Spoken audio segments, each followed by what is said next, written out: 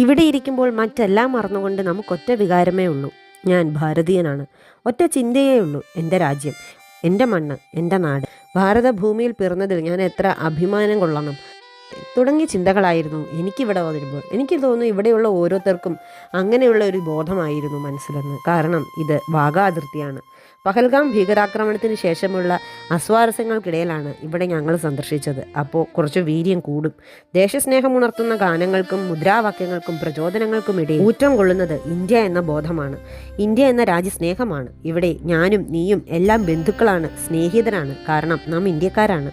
പല നാട്, പല ഭാഷ, പല ജാതി, പല മതം, അതൊന്നും ഒരു പ്രശ്നമേ അല്ല, ഒരു വ്യത്യാസവുമില്ല. കാരണം നമ്മളെ ഇവിടെ ഒന്നിച്ച് ചേർത്ത് പിടിച്ചിരിക്കുന്നത് ഞാൻ പിറന്ന മണ്ണും നീ പിറന്ന മണ്ണും ഒന്നാണ് എന്നുള്ള ചിന്തയാണ്.